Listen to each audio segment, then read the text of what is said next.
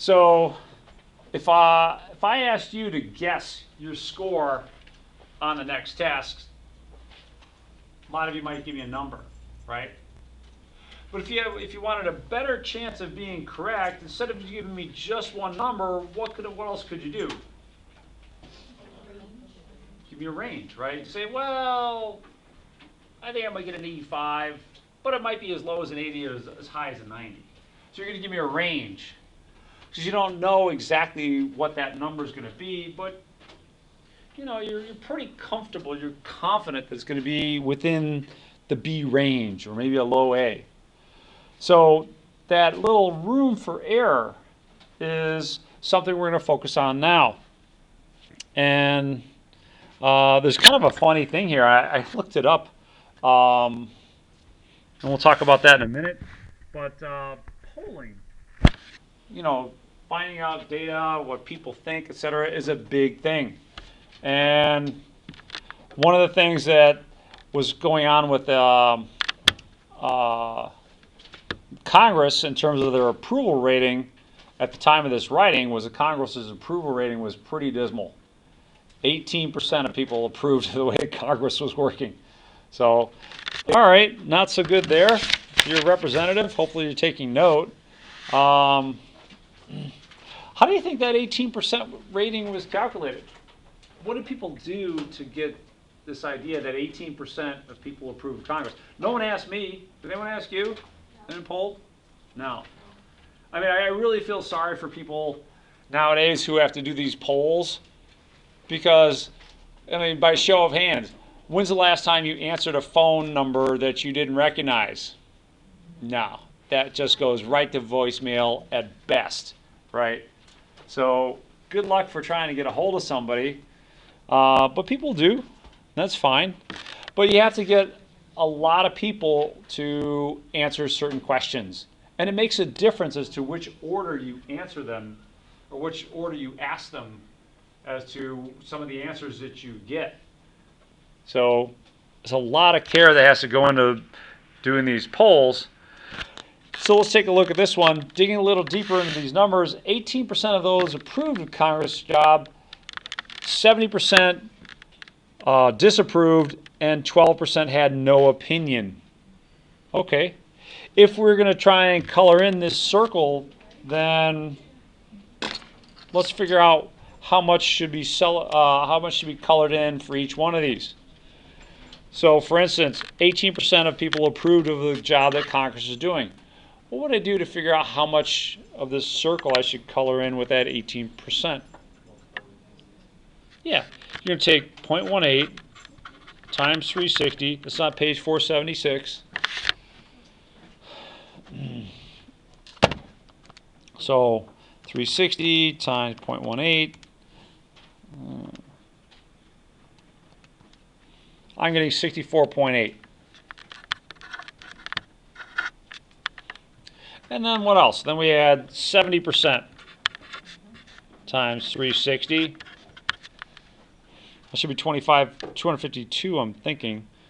0.7 times 360. Yep, 252. And last but not least, 6% of 360 is going to be 21.6. 12. Oh, is it 12%? Oh, okay. Then it's going to be 43.2. Thank you. Let's see.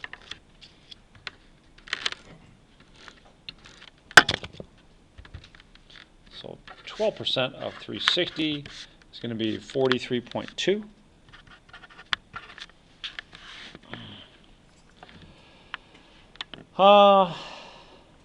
Let's see. I'm going to start out with this biggest chunk here. Let's take care of that first. And that's going to give me 252. So let's see. Each one of these has to represent how many degrees? Let's see. 1, 2, 3, 4, 5, 6, 7, 8, 9. So if there's 9 of these radial things in here, then each one of these represents 10. Thank you so much. So for 250, I go, how many of these more radial dials do I have to go past my 180? Yeah, about 7 of them. 1, 2, 3, 4, 5, 6, 7. So somewhere about there. And then we're going to be shading in a lot.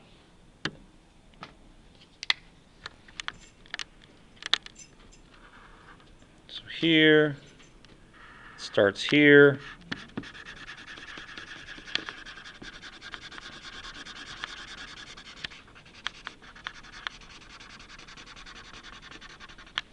So a lot of people that are not exactly happy with Congress here.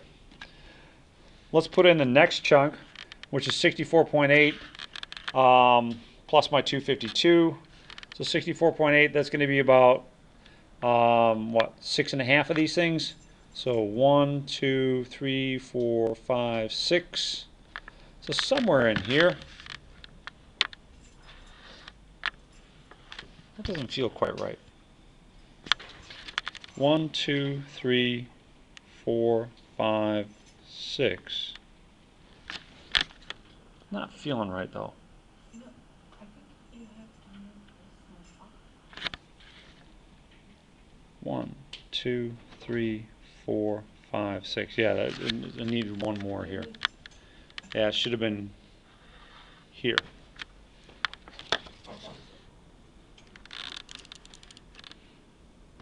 Okay. Now I'm not going to color these in. The rest of it has to be this distance here. So we're okay with that one. But this is going to be people who are unsure.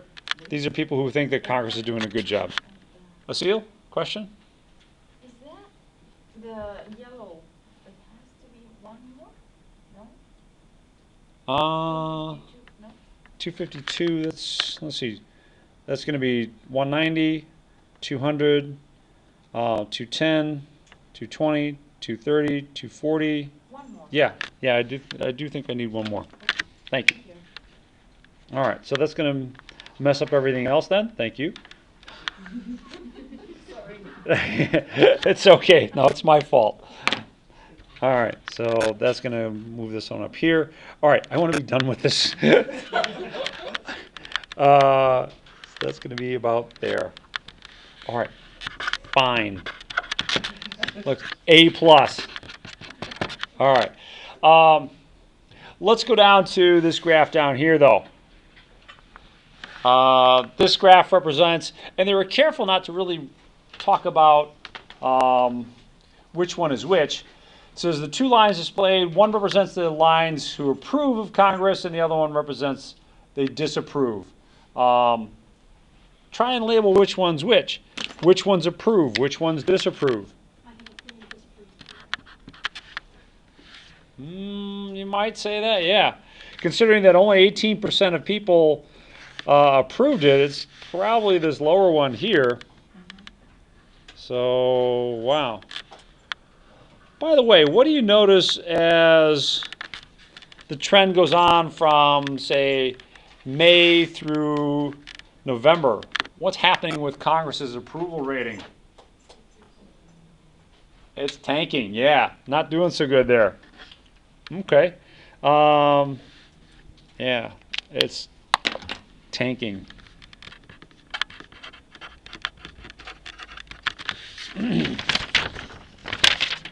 All right.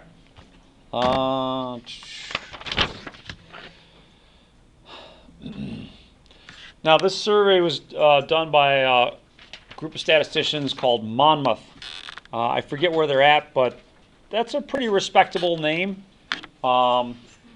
Inside of Michigan, there's a polling organization called Epic MRA. They do a good job with polls. There's a lot of good polling organizations, but you want to be careful. And what you're going to notice, if you dig into the details, is that they said that the poll has a margin of error of 5%. This is kind of like that margin of error I gave you a chance to give me when you're predicting your score for the next exam. You're like, well, you might have a number, but you're not sure. You could miss a problem, by accident or something. So you give yourself a little margin for error. And that's what this is right here. That 3.5% is your margin for error. What do you think the margin of error means in this context?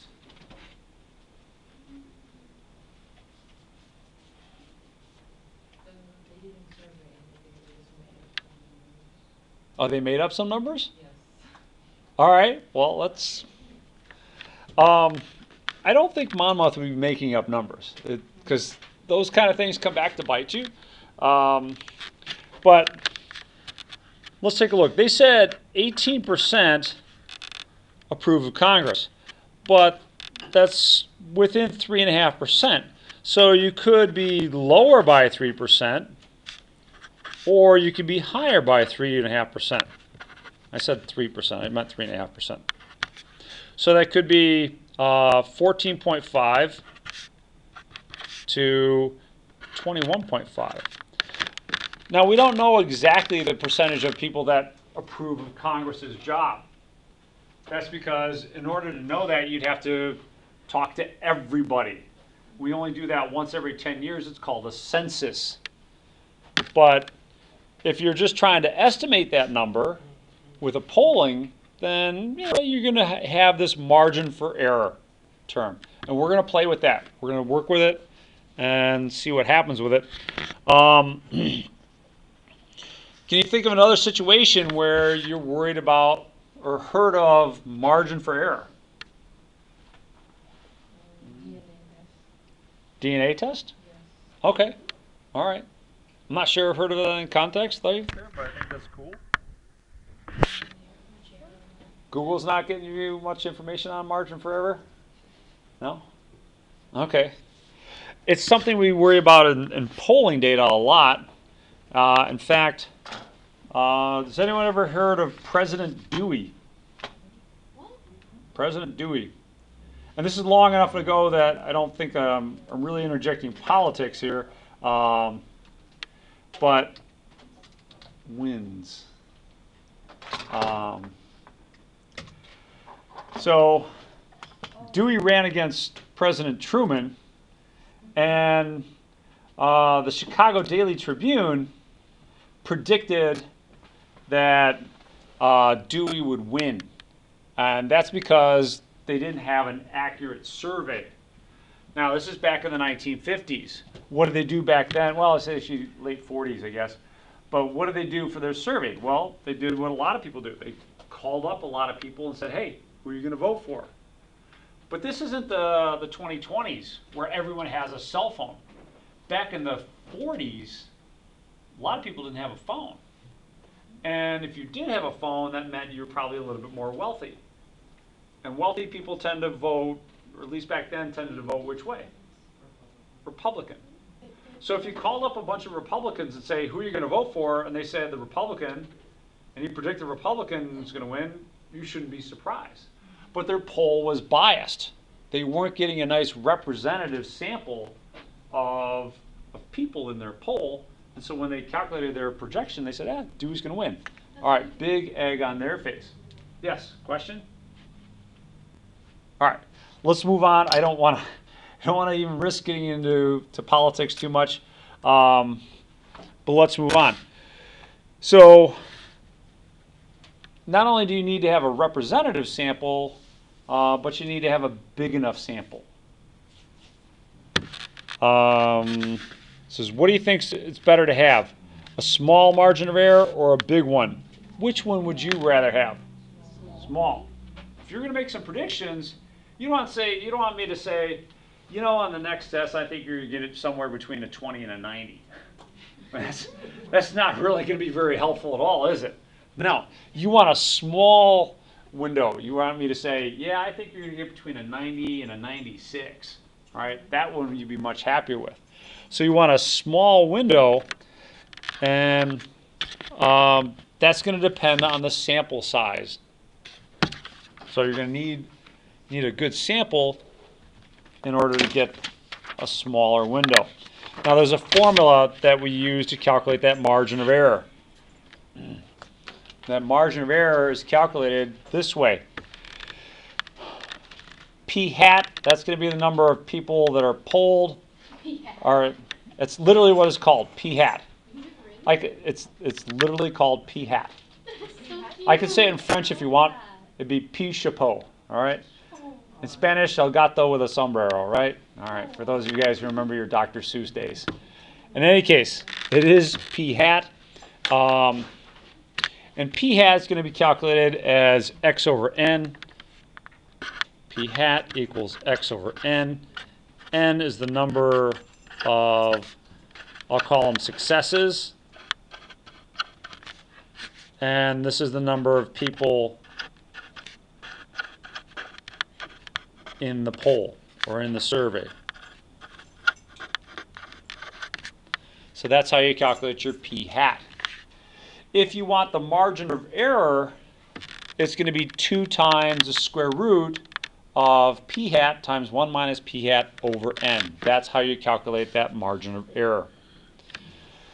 So if you wanted to kind of play around a little bit, we can look at the results from the New York mayor race just a couple days ago. And let me show you a little bit more about that margin of error stuff here. So let's take a look at the margin of error calculations here. No, I don't want that one. Let me get rid of you. Here. So you had 3 candidates for mayor: Mondami, Cuomo, and Sliwa. I'm not sure I'm pronouncing that last name correctly. My bad. Right before the election, like 2 days before the election, here was the estimate of how much each candidate was going to get. So Sliwa was getting around 16%, Cuomo was polling around 34%, and Mondami a little bit less than 50%. Of course, what do you know is true about these polls? If somebody else took a different poll, are they going to get the same answer? No, they're not. So kind of like what we did with our grades, you want to surround your estimate with a confidence interval. So here's the confidence interval for this problem. And it turned out to be, they had a margin of error of about 4.2. So let me just dial this up. Hang on a second there. Let me dial this up. And I want you to give me some appreciation for this. Ooh, pretty cool. There's your margin of error visually. Ooh, the bonus points for a seal here. Well done. All right. But this is telling you, yeah, all right, this is where they're polling, but the results could go a little bit this way, a little bit that way, etc. So they're giving you a margin for error. Now, if this poll is accurate, then if you're Mondami, you can feel pretty comfortable that you're going to beat Cuomo because your margin of error doesn't overlap with his margin of error. So you feel pretty good. Now, the interesting thing was what actually happened in the results here. So let's put in the results. And Mondami finished within his confidence interval, but Cuomo did a lot better. And I think, if you ask me, what happened is that a lot of people got to the polling booth and said, you know what, I don't want to throw my vote away. Sorry here, Sliwa. But they didn't want to vote for somebody that they didn't think could win, so they either voted for Cuomo or Mondami. And it looks like a lot more voted for Cuomo. That'd be my gut on this. It's hard to tell, but here's just the data. Now, as far as working with these kinds of things is concerned, let's see, poll results. Where'd that go? No. I actually did have some numbers cranked out, but let's actually work with, oh man, I'm so bummed. I did have some nice numbers worked out for this one. Let me just see if I can't find the link here.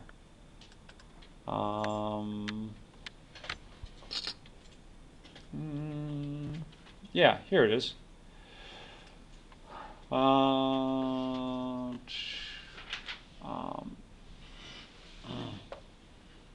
So, in a Fox News poll, Mondami had a 16-point lead with a 47%, has a 16-point lead with 47% of the vote. Let's take a look at this and see if we can't calculate that margin of error that we did, or that is being given to us. And let's see how it compares to the actual values that the Fox News poll quoted us. So our margin of error is 40, excuse me, yeah, sorry about that. There was 971 people in the poll, and 47% said that they were going to vote for Mamdani. Mamdani? Not sure. In any case, let's do this quote or this calculation for the error. Yeah, p hat. Now, p hat in this case is actually given to us. It's given to us at 0.47. So we're in good shape there. Our margin for error is going to be 2 times the square root of p hat, which is 0.47, times 1 minus p hat, divided by n. N was the number of people in this poll. I think there was 971. Let me just double check that number. Yeah, 971.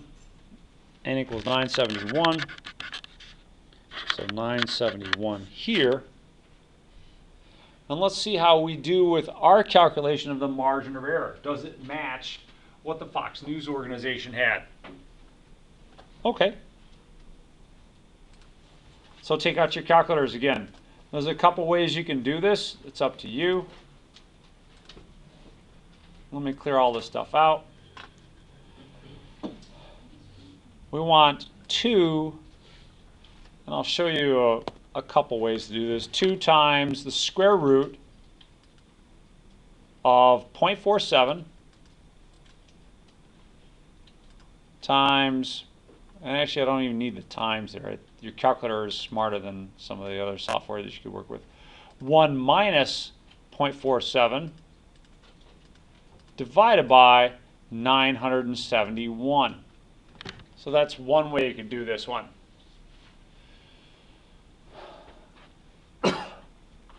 What are you guys getting when you do that? 0.032. Yeah, 0.032. And if you multiply that by 100, you can see that that's really about 3%. Nice. And that matches what they had in the article. Had a margin of error plus or minus 3%. So, cool. Kind of neat to know a little bit of the magic behind the scenery on that one. Now, what if we had a poll with a larger amount of people in it? What do you think that's going to do to that margin of error? Is it going to be bigger or smaller? Got a couple votes for smaller? All right. Let's actually find out. So let's do our same calculation again. And the clever thing you can do is you can hit the second key and then the answer key, and that'll bring up your previous calculation. If you do that twice, you get something like this. A lot of polls sometimes take 1,500 or 2,000 people. Let's put in 2,000 here and see what effect that has on the width of my, well, on the size of my error. Did the size go up or did it go down? It went down, right? Yeah, it's 2% now as opposed to 3%. So if you're a polling organization, it's nice to have more data. Unfortunately, that's more expensive, so you have to have a little balance here. There's other things you can do in terms of trying to improve those results, but that goes beyond this class. I mean, it's really a graduate class in survey analysis. So we'll kind of stop it there. You can reverse engineer these things. And I see I'm running near the end here. Oh, that clock is a little bit slow, so my bad. You can reverse engineer these things to figure out, well, if I wanted to control my error, how big of a sample size should I use? And that much you kind of reverse engineer this way. You solve these problems for n, and then you can figure out, how big of a sample size you need based on a particular area you want to try and control. That would be your error there. Okay. All set for today for some of you. Have yourself a great weekend, and see ya.